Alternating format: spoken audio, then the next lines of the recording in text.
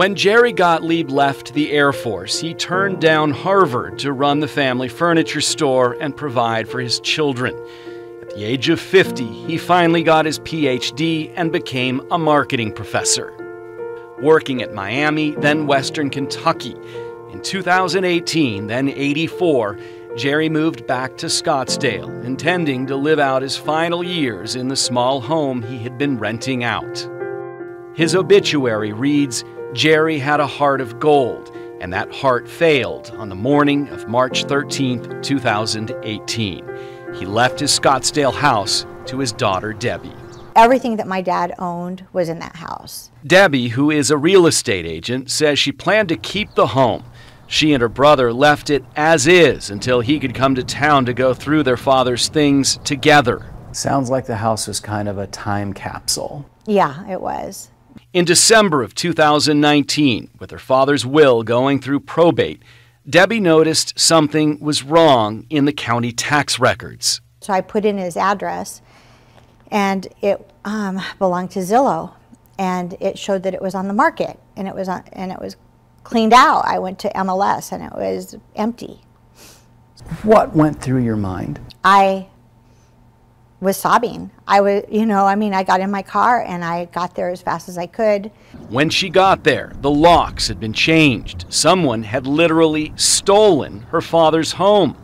Debbie called the agent who sold the house to Zillow. She called the police and she hired a lawyer. When Debbie came to me, the immediate response was, how are we going to get this woman's house back? David Degnan is Debbie's attorney. I've dealt with similar cases like this before, but nothing this extreme. While police investigated who did this, Degnan went to work.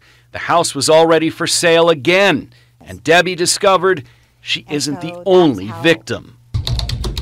A quick Google search shows that deed fraud is taking place all over the country. When homeowner Jennifer Marin found out it had been stolen right out from under her. Jill says she didn't sign anything. The paperwork is fraudulent. Someone stole her house.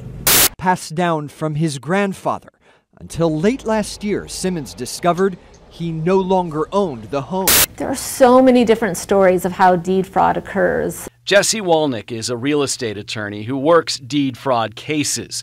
She says 90% of the time the thief is a friend or family member. But in that remaining 10%, victims are targeted by professional criminals. They're creating fake documents, they're recording them. They're obviously very successful or they would not be doing this. David Degnan was able to get the home back. A Zillow spokesperson wrote to us, "Unfortunately, in 2019, Zillow was made aware of an identity theft related to a home we purchased, so we withdrew the sale and returned the deed to the family." Debbie says it wasn't that simple. We had to threaten. It wasn't easy. He had to send a demand to Zillow.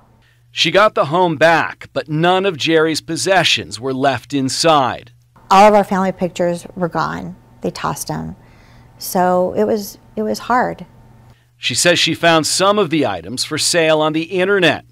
Meantime, police were closing in on who did this and how. They now say this man, 30-year-old Vicente Anzu from the Los Angeles area, impersonated Jerry Gottlieb, who was 84 when he died. I think there was a lot of red flags. How nobody spotted those red flags, from Zillow to the real estate agents to the title company, is an open question.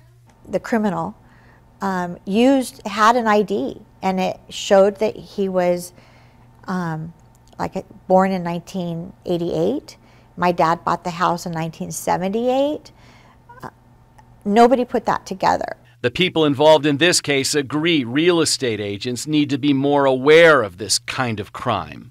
See, I just created a deed fraud class for real estate agents and brokers that I submitted to the Department of Real Estate to help agents start to learn about the red flags. As it turns out, it was the fact that the suspect, Vicente Anzu, used a notary in California that got him caught. If he would have signed here, he would have never been caught. But in California, the two notaries took a fingerprint. Here, we don't take fingerprints.